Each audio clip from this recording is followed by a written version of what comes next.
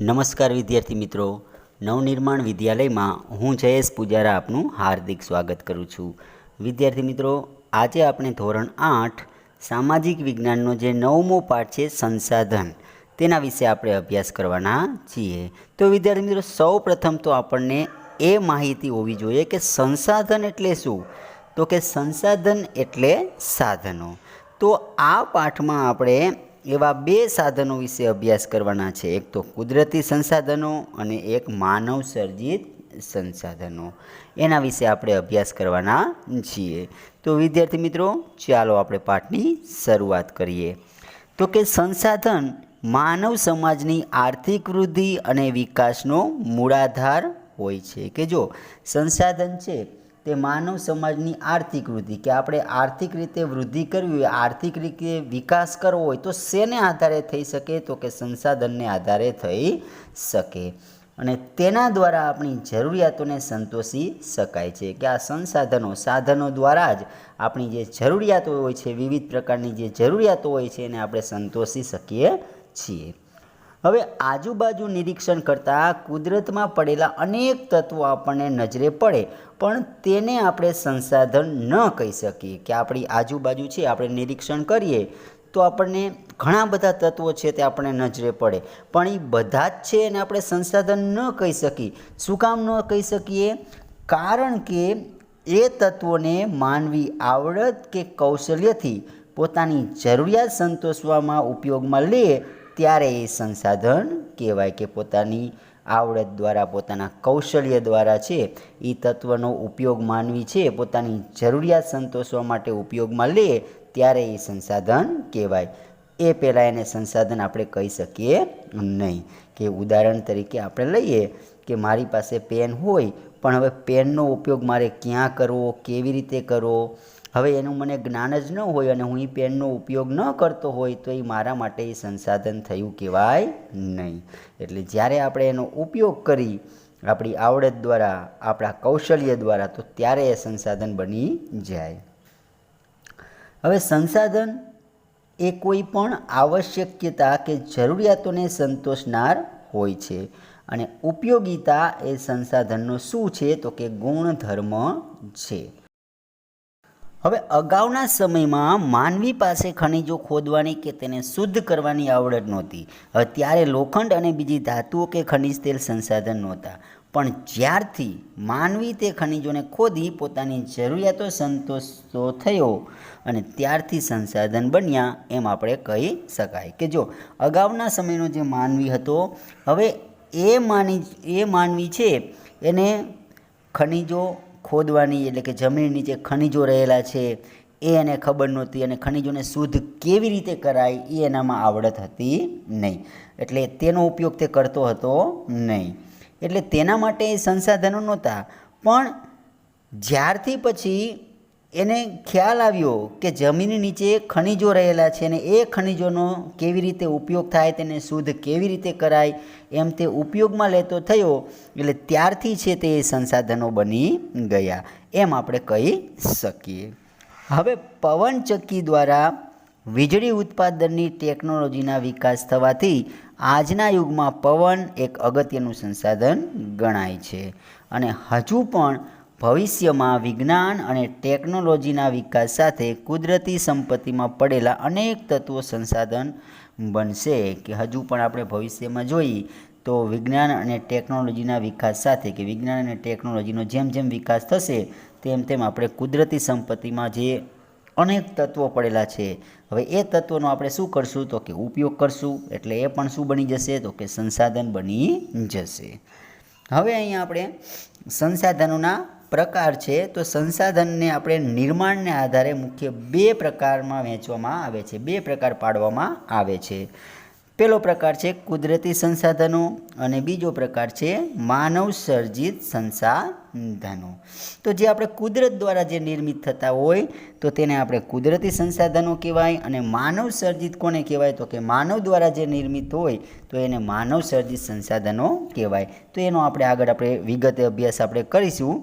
તો સૌ પ્રથમ તો આપણે કુદરતી સંસાધનો કોને કહેવાય એના વિશે માહિતી મેળવીએ. તો કે જો કુદરતમાંથી મળતા અને વધારે પ્રક્રિયા વિના ઉપયોગમાં લઈ શકાય તેને કુદરતી સંસાધન કહેવામાં આવે છે. કે આપણને ક્યાંથી મળે તો કે કુદરતમાંથી મળે, અને વધારે પ્રક્રિયા વિના આપણે એના ઉપર કોઈ વધારે પ્રક્રિયા કરવી પડે નહીં, તો એને આપણે શું કહેવાય તો કે એને કુદરતી સંસાધનો કહેવામાં આવે. ઉદાહરણ તરીકે આપણે લઈએ તો કે હવા, પાણી, જમીન, ખનિજો અને ઉર્જા સ્ત્રોતો એ તમામ શું છે તો કે કુદરત નિર્મિત છે, એટલા માટે એને કુદરતી સંસાધનો કહેવાય. હવે આ બધા સંસાધનો આપણને કોના દ્વારા મળે છે તો કે આ બધા સંસાધનો આપણને કુદરત દ્વારા મળેલ એક ભેટ છે, એટલા માટે તેને કુદરતી સંસાધનો કહેવાય. પર્યાવરણમાં આવેલા તમામ ઘટકો જે માનવ દ્વારા ઉપયોગમાં લેવા યોગ્ય છે તે તમામ કુદરતી સંસાધનો છે. હવે જે કુદરતી સંસાધનો છે એ કુદરતી સંસાધનોને પુનઃપ્રાપ્યતાના આધારે અને વિતરણ ક્ષેત્રોને આધારે એને વર્ગીકૃત કરવામાં આવે છે. તો અહીં આપણે દુનિયામાં સંસાધનોની ઉપલબ્ધતા અને વિવિધતાની દ્રષ્ટિએ અસમાન રીતે મળી આવે છે. કે દુનિયામાં આપણે જોઈએ તો સંસાધનોની જે ઉપલબ્ધતા છે, બધી જગ્યાએ એક સરખી ઉપલબ્ધતા આપણને સંસાધનોની જોવા મળે નહીં. અમુક જગ્યાએ આપણને સંસાધનો ઓછા પ્રમાણમાં જોવા મળે, તો અમુક જગ્યાએ વધુ પ્રમાણમાં પણ મળી આવે છે. અને વિવિધતાની દ્રષ્ટિએ અસમાન રીતે આપણને સંસાધનો મળી આવે છે. એટલે આમ પછી વિતરણ ક્ષેત્રો કે પ્રાપ્તિ સ્થાનોના આધારે વિદ્વાનો સંસાધનોના પ્રકાર આ મુજબ પાડે છે. તો પહેલો છે આપણે સર્વસુલભ સંસાધન. હવે સર્વસુલભ સંસાધન કોને કહેવાય તો કે આ પ્રકારના સંસાધન આપણને સર્વત્ર ઉપલબ્ધ હોય તો એને આપણે સર્વસુલભ સંસાધન કહેવાય. જેમ કે આપણે ઓક્સિજન વાયુ છે, નાઇટ્રોજન વાયુ છે. હવે આ જે વાયુ છે તે આપણને બધી જ મળે.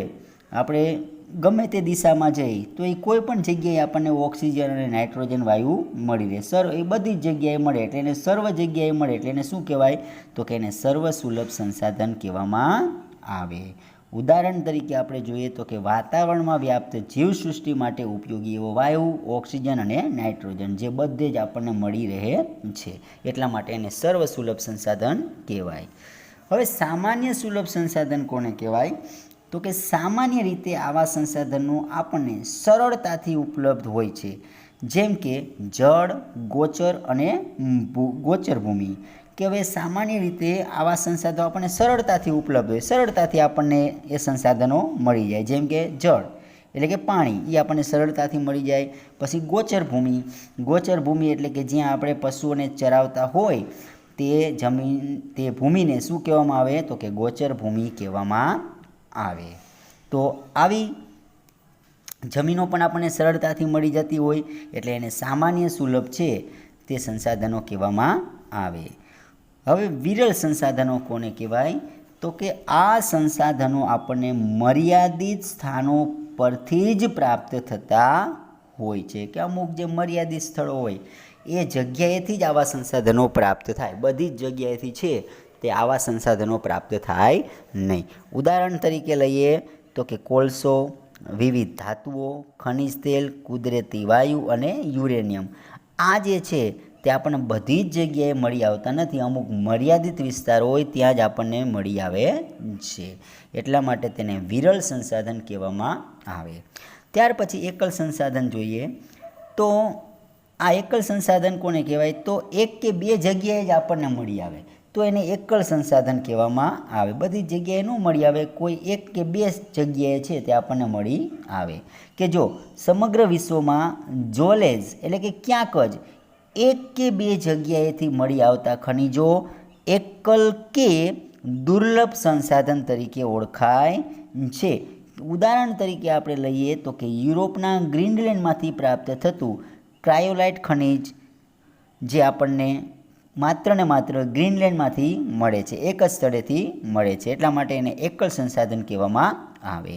હવે આ ઉપરાંત સંસાધનોના નવીનીકરણીય અને બિન નવીનીકરણીય એવા બે ભાગ પણ પાડવામાં આવે છે. તો સૌપ્રથમ તો આપણે નવીનીકરણીય કોને કહેવાય, નવીનીકરણને આપણે પુનઃપ્રાપ્ય સંસાધન પણ કહી શકાય. તો પહેલાં તો એનો આપણે નવીનીકરણીયનો અર્થ જોઈએ કે નવીનીકરણીય કોને કહેવાય. તો કે જો આપમેળે ચોક્કસ સમયગાળામાં વપરાયેલ જથ્થાની પૂર્તિ કરે કે અખૂટ હોય તેને આપણે નવીનીકરણીય કહેવામાં આવે. કે આપમેળે ચોક્કસ જે સમયગાળો હોય એમાં જથ્થો જ્યાં વપરાઈ ગયેલા જથ્થો હોય, હવે એ વપરાઈ ગયેલા જથ્થાની શું કરે, ફરી પાછી છે તે પૂર્તિ કરે, તો એને આપણે છે તે નવીનીકરણીય કહેવામાં આવે. જેમ કે જંગલો, પ્રાણીઓ, પશુ પક્ષીઓ, સૂર્યપ્રકાશ અને પવન કે જે આપણે એ ચોક્કસ સમયમાં આપણને મળી રહે છે, એટલા માટે એને નવીનીકરણીય કહેવાય. હવે બિન નવીનીકરણીય સંસાધનો કોને કહેવાય? તો કે એકવાર વપરાયા પછી એનો ફરીથી આપણે ઉપયોગમાં ન લઈ શકી તો એને આપણે છે તે બિન નવીનીકરણીય સંસાધનો કહેવાય. કે ઉદાહરણ તરીકે આપણે લઈએ તો કે પેટ્રોલ, કે પેટ્રોલનો આપણે વપરાશ છે તે આપણે બાઇકમાં આપણે પેટ્રોલ નાખ્યું, એકવાર એનો ધુમાડો થઈ ગયો, ફરીથી પાછું એને પેટ્રોલ આપણે છે તે ઉપયોગમાં લઈ શકતા નથી, એટલા માટે એને બિન નવીનીકરણીય સંસાધન કહેવામાં આવે. કે ઉદાહરણ જોઈએ તો કે એવા બિન નવીનીકરણીય સંસાધનો કયા છે? તો કે ખનિજ કોલસો, ખનિજ તેલ, કુદરતી વાયુ અને પરમાણુ ખનિજો, જેનો આપણે એકવાર ઉપયોગ કર્યા પછી ફરીથી વાપરી શકતા નથી. હવે માનવ સર્જિત આપણે સંસાધન વિશે વાત કરીએ કે જે માનવી દ્વારા નિર્મિત હોય તેને માનવ સંસાધનો કહેવામાં આવે. કે કોઈ પણ કુદરતી તત્વોને માનવ પ્રત્યેનો દ્વારા પ્રક્રિયા કરી તેના ગુણધર્મોમાં ફેરફાર કરી ઉપયોગમાં લેવા યોગ્ય બનાવાય તેને માનવ સર્જિત કે માનવ નિર્મિત સંસાધન કહેવામાં આવે. કે જો કોઈ પણ કુદરતી તત્વો હોય, હવે એ કોઈ પણ કુદરતી તત્વો હોય એને માનવ પ્રયત્નો દ્વારા, કે માનવી શું કરે, એના પ્રયત્નો દ્વારા એ જે કુદરતમાંથી જે તત્વો મળી આવે છે એના ઉપર પ્રક્રિયા કરે અને એ જે કુદરતમાંથી જે તત્વો મળી આવે છે એનો જે ગુણધર્મ હોય, હવે એ ગુણધર્મમાં ફેરફાર કરી અને એ તત્વને ઉપયોગમાં લેવા માટે યોગ્ય બનાવે તેને શું કહેવામાં આવે? તો કે માનવ સર્જિત સંસાધન કહેવામાં આવે. કે જેમ કે આપણે ઉદાહરણ તરીકે લઈ કે આપણે જમીન હોય તો જમીન એ આપણે કુદરતી સંસાધન છે. હવે જમીન ઉપર માનવી છે પોતાની આવડત દ્વારા છે, પોતાના કૌશલ્ય દ્વારા છે એ જમીન ઉપર મકાન બનાવે તો મકાન એ શું થઈ ગયું કહેવાય? તો કે માનવ સર્જિત સંસાધન થયું કહેવાય. હવે કુદરતી રીતે મળી આવતા ચૂનો, ચિરોડી વગેરે જેવા તત્વો પર યોગ્ય પ્રક્રિયા કરી અને સિમેન્ટ બનાવાય ત્યારે તે માનવ સર્જિત સંસાધન કહેવાય. કે જો કુદરતી રીતે આપણને મળી આવતો ચૂનો છે, ચિરોડી આવા વગેરે તત્વો મળી આવે, હવે એમાંથી શું બનાવે માનવી? તો કે એમાંથી માનવી છે તે સિમેન્ટ બનાવે, એટલે એ સિમેન્ટ છે એ શું થઈ ગયું? તો કે માનવ સર્જિત સંસાધન થયું કહેવાય. હવે આ સિવાય તેવા અન્ય ઉદાહરણો જેવા કે વિદ્યુત, મકાનો, સડક, પુલો, બોગદા, ટેકનોલોજી વગેરે માનવ સર્જિત અને માનવ નિર્મિત સંસાધનોના ઉદાહરણો છે. પોતાની જરૂરિયાતને સંતોષવા માનવી પૃથ્વી સપાટીને પણ આવશ્યકતા મુજબ બદલી ઉપયોગમાં લે છે. કે જો પોતાની જરૂરિયાત સંતોષવા માનવી જે પૃથ્વી સપાટી છે એને પણ આવશ્યકતા મુજબ શું કરે છે? તો કે એને બદલી અને ઉપયોગમાં લે છે. હવે ખેતીના વિકાસ માટે પર્વતીય ઢોળાવ ઉપર પગથિયા આકારના ખેતરો અને નદીઓના ખીણ વિસ્તારોમાં બહુહેતુક યોજનાઓ બનાવે છે અને આમ માનવ સર્જિત સંસાધનોની યાદી ઘણી લાંબી છે. કે આપણે માનવ સર્જિત સંસાધનો ઘણા બધા છે, એની યાદી આપણે ઘણી બધી લાંબી છે. હવે માનવ સંસાધન તો કે જગતમાં સંસ્કૃતિનું નિર્માણ કરનાર, કે જગતમાં આ જે સંસ્કૃતિ છે આપણી એનું નિર્માણ કરનાર માનવ પોતે જ એક શું છે? તો કે એક સશક્ત સંસાધન છે. કે આખી સંસ્કૃતિનું નિર્માણ જે કરનાર જે માનવી છે એ પોતે એ પણ એક સંસાધન છે કે જે કુદરતના વિવિધ તત્વોને પોતાના જ્ઞાન અને આવડત થકી સંસાધનના સ્વરૂપે વાપરે છે. કે એ માનવી શું કરે? પોતાના વિવિધ તત્વોને કુદરતમાંથી જે વિવિધ તત્વો મળ્યા હોય એને પોતાના જ્ઞાન અને આવડત થકી એના સંસાધનના સ્વરૂપે વાપરે છે. હવે તે સંસાધનોને બનાવનાર અને વપરાશ કરનાર બંને છે, કે અહીંયા માનવી છે તે સંસાધનોને બનાવનાર પણ છે અને એ સંસાધનનો વપરાશ કરનાર પણ છે.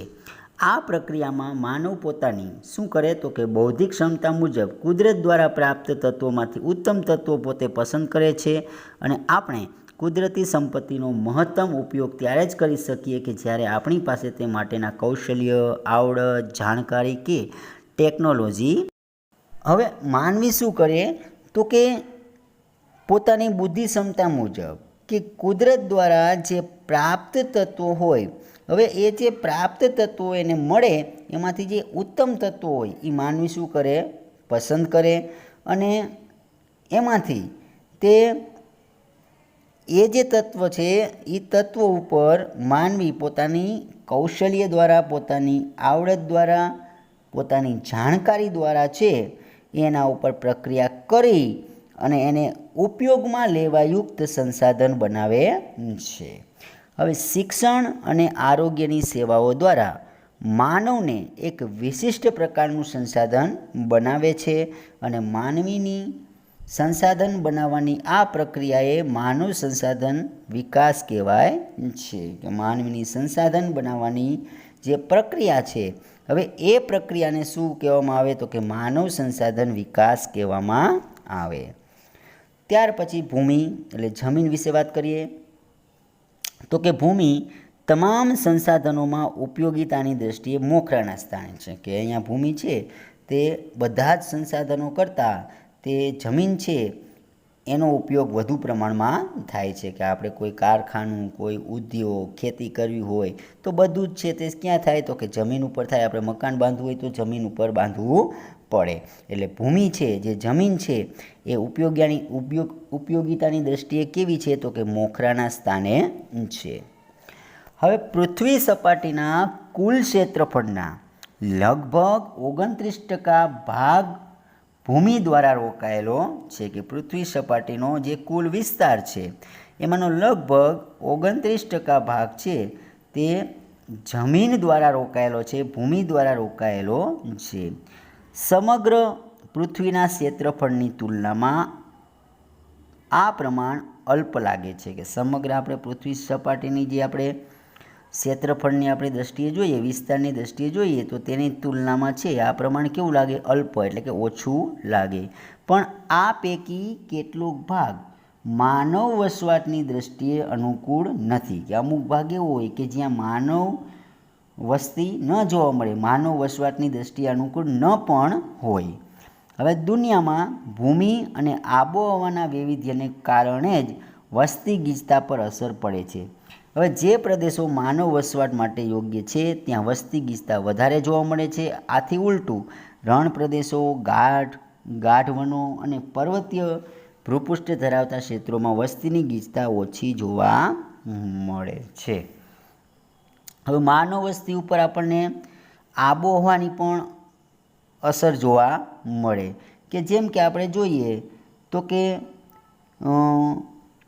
દુનિયામાં કે ભૂમિ અને આબોહવાના વૈવિધ્યને કારણે જ આપણને વસ્તી ગીચતા પર અસર પડે.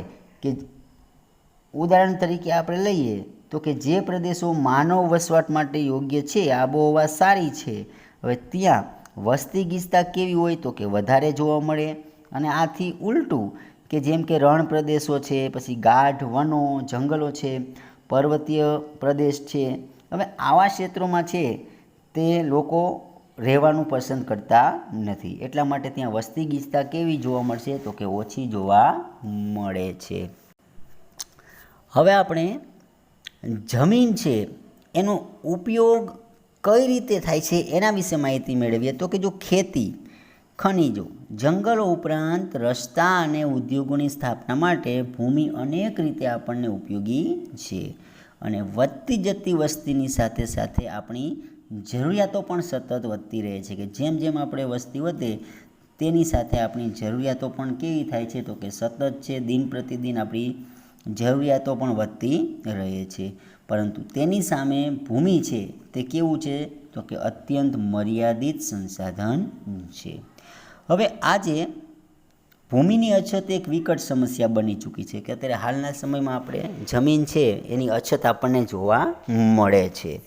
પરિણામે શહેરોમાં મકાનો બાંધવા અને ગામડાઓમાં ખેતી યોગ્ય ભૂમિ વધારવાની પ્રવૃત્તિએ અનેક પર્યાવરણીય સવાલો સર્જ્યા છે અને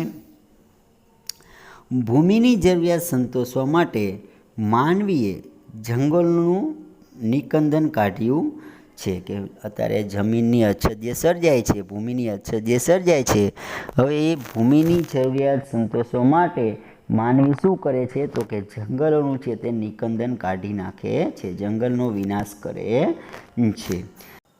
હવે આપણે જળ વિશે માહિતી મેળવીએ તો કે જળ એ જીવન છે કે જળ વગર કોઈ વ્યક્તિ જીવી શકે નહીં. પાણી છે તે બધાની જરૂરિયાતો સંતોષે છે.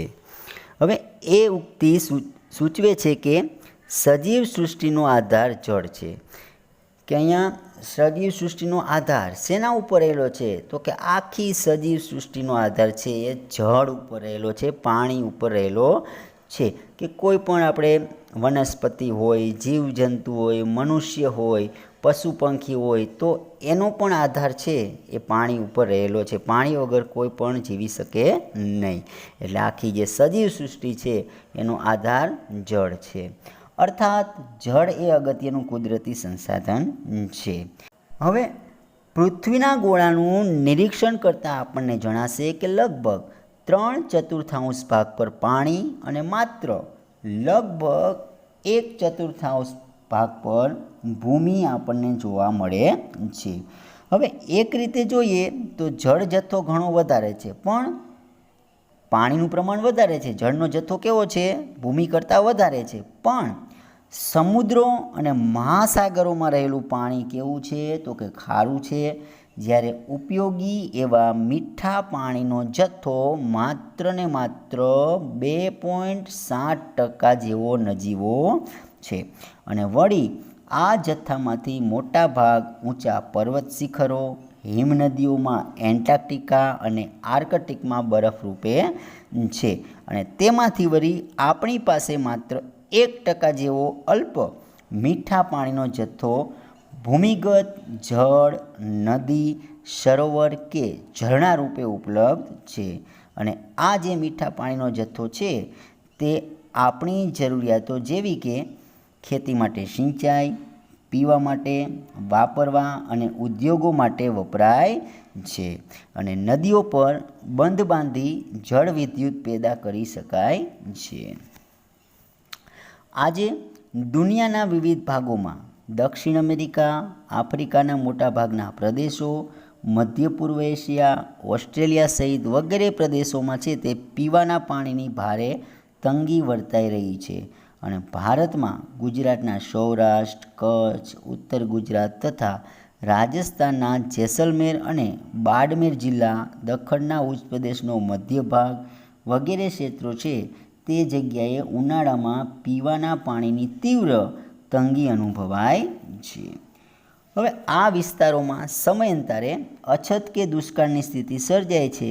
અને જળતંગી માટે શું જવાબદાર છે તો કે જળતંગી માટે વસ્તી વિસ્ફોટ, રોકડિયા પાકોનું વધતું જતું વાવેતર, આધુનિક જીવનશૈલી લોકોની, શહેરીકરણ, ઉદ્યોગો, નવીનીકરણીય જેવા પરિબળો છે તે મુખ્યત્વે જવાબદાર છે. ત્યાર પછી કુદરતી વનસ્પતિ અને વન્ય જીવન વિશે માહિતી મેળવીએ. તો કુદરતી વનસ્પતિ પહેલાં તો કોને કહેવાય તો કે પોતાની જાતે ઉગનાર વનસ્પતિ, જેમાં કે વેલા, છોડવા અને વૃક્ષોનો સમાવેશ થાય છે. એને આપણે કુદરતી વનસ્પતિ કહેવામાં આવે.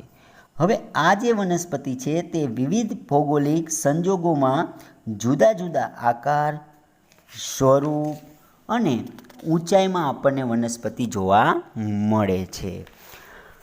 વૃક્ષો અને ઝાડીઓથી આચ્છાદિત વિશાળ ભૂભાગને સામાન્ય રીતે જંગલ કહેવામાં આવે. જો જંગલો કોને કહેવાય તો કે વૃક્ષો અને ઝાડીઓથી આચ્છાદિત કે ઘેરાયેલા હોય તો એને આપણે શું કહેવામાં આવે તો એને જંગલો કહેવામાં આવે. જેમાં કુદરતી વનસ્પતિનું પ્રમાણ વિશેષ હોય કે જંગલો હોય અહીંયા આપણે જોઈ શકીએ છીએ કે ઘણી બધી વનસ્પતિ ઉગે, એટલે વનસ્પતિનું પ્રમાણ ક્યાં વધુ હોય તો કે જંગલોમાં વિશેષ પ્રમાણમાં જોવા મળે. સમુદ્ર સપાટીથી ઊંચાઈ અને આબોહવાની વિવિધતાને કારણે કુદરતી વનસ્પતિની સંરચના અને સ્વરૂપમાં વૈવિધ્ય જોવા મળે છે. કે જો સમુદ્ર સપાટીથી ઊંચાઈ અને આબોહવાની વિવિધતા, કે આબોહવામાં પણ શું છે, વિવિધતા છે. હવે તેને કારણે કુદરતી વનસ્પતિની જે રચના છે અને એનું જે સ્વરૂપ છે એમાં પણ આપણને વિવિધતા જોવા મળે. તેને જ આધાર બનાવી તજજ્ઞો વનસ્પતિનું શું કરે છે તો કે વર્ગીકરણ કરે છે. હવે જીવાવરણમાં એક સજીવ બીજા સજીવ સાથે પરસ્પર જોડાઈને પોતાનું અસ્તિત્વ ટકાવે છે. કે અહીંયા જીવાવરણમાં જો એક સજીવ શું કરે, બીજા સજીવ સાથે પરસ્પર જોડાયેલું હોય અને પોતાનું અસ્તિત્વ એ રીતે ટકાવે છે. આપણે તેને પરિસર તંત્ર તરીકે ઓળખીએ છીએ.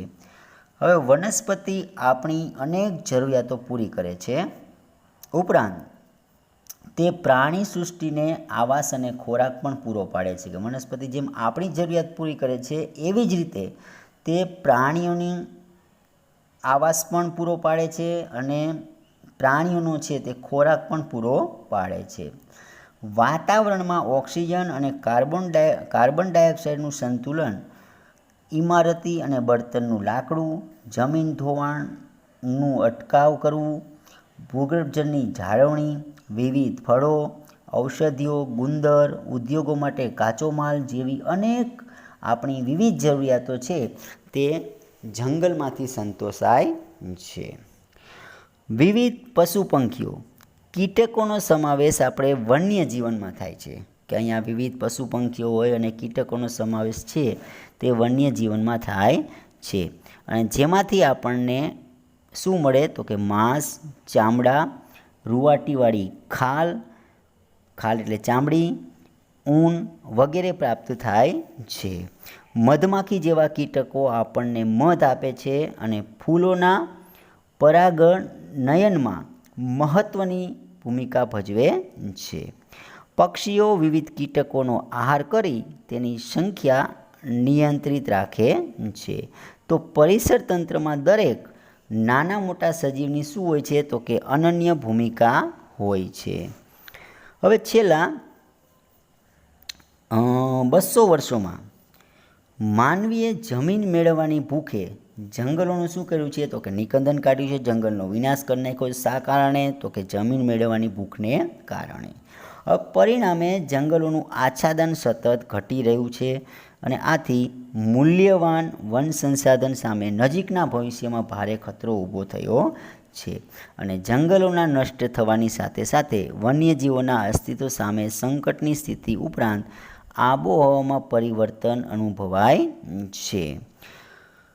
વૃક્ષો અને વન્યજીવોની અનેક પ્રજાતિઓ આજે શું થઈ ગઈ છે તો કે લુપ્ત થઈ ગઈ છે. આ જંગલોના વિનાશ થવાથી અત્યારે આપણે હાલના સમયમાં આપણે જોઈએ તો ઘણી બધી આપણે પ્રજાતિઓ છે એ લુપ્ત થઈ ગઈ છે. ઘણા વૃક્ષો પણ લુપ્ત થવાને આરે છે.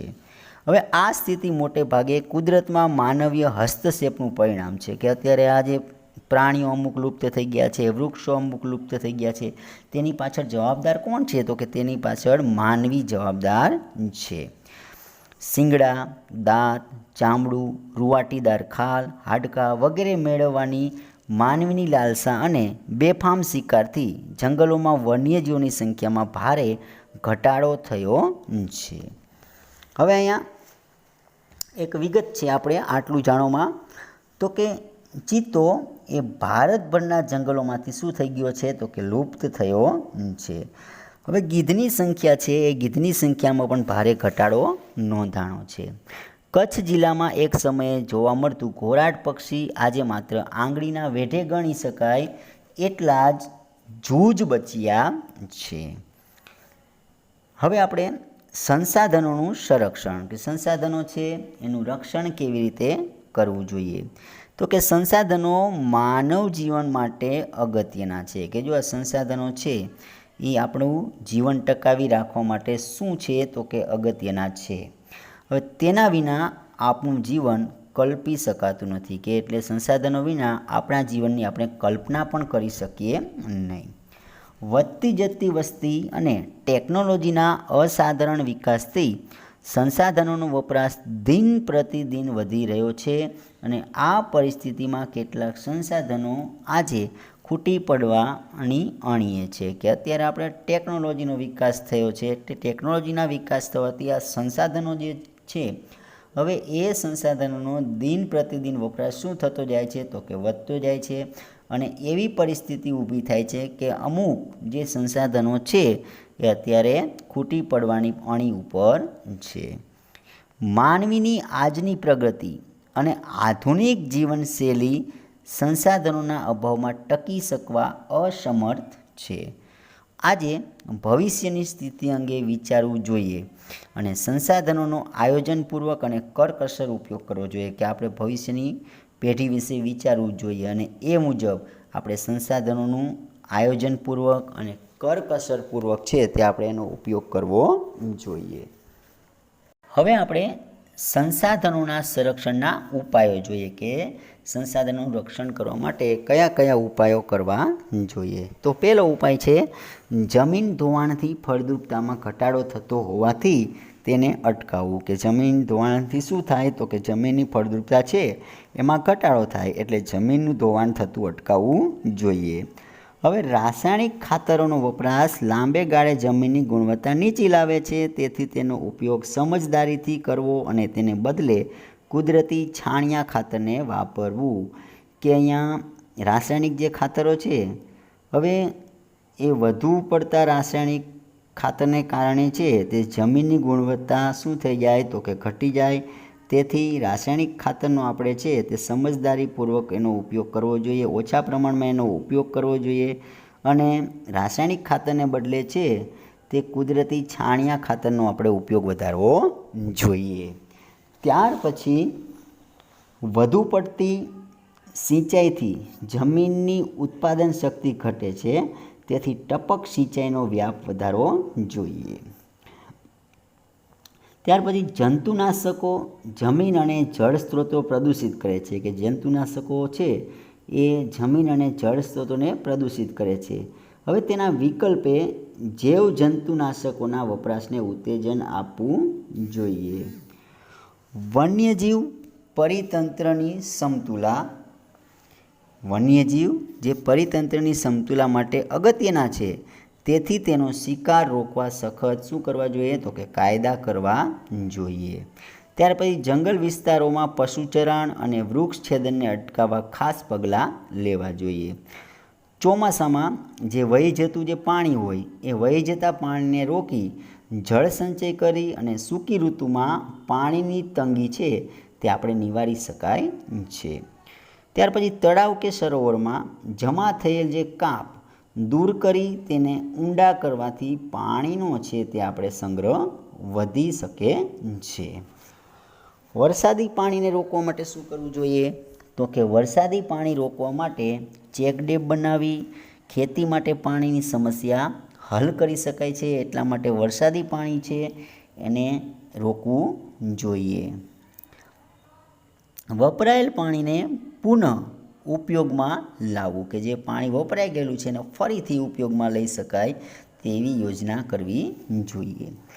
ઘરમાંથી નીકળતા વપરાશી પાણીથી કિચન ગાર્ડન કરી તાજા શાકભાજી ઉગાડી ઘર ખર્ચમાં બચત કરી શકાય. હવે ઉર્જા આપતા સંસાધનો ભવિષ્યમાં ખૂટી પડશે ત્યારે તેના વિકલ્પો સૂર્ય ઉર્જા, પવન ઉર્જા, ભરતી શક્તિ વગેરે જેવા વિકલ્પો અત્યારથી જ આપણે વિચારવા પડશે. ત્યાર પછી જે સંસાધનો ફરીથી ઉપયોગમાં લઈ શકાય તેમ હોય તેને પુનઃ ઉપયોગમાં લેવા જોઈએ અને જે સંસાધનો બિનનવીનીકરણીય છે તેને સાધને અન્ય વિકલ્પો શોધવા જોઈએ. કે જે સંસાધનો આપણે આગળ જોયું કે ફરીથી ઉપયોગમાં લઈ શકાય તેમ હોય તેને પુનઃ આપણે ફરીથી ઉપયોગમાં લેવા જોઈએ અને જે સંસાધનો બિનનવીનીકરણીય એટલે કે ફરીથી આપણે ઉપયોગમાં લઈ શકતા નથી હવે તેવા સંસાધનો છે એનો આપણે શું શોધવો જોઈએ, તો કે એનો આપણે વિકલ્પ શોધવો જોઈએ. અને ભવિષ્યના સમયમાં આવનારી પેઢીઓની જરૂરિયાત માટે સંસાધનો છે એ સંસાધનોનું સંરક્ષણ કરવું એ આપણા સૌની ફરજ છે. તો વિદ્યાર્થી મિત્રો, આની સાથે સાથે જ આ પાઠ પૂર્ણ થાય છે. આશા રાખું કે તમને આ પાઠમાં છે તે જરૂર સમજણ પડી ગઈ હશે. ધન્યવાદ.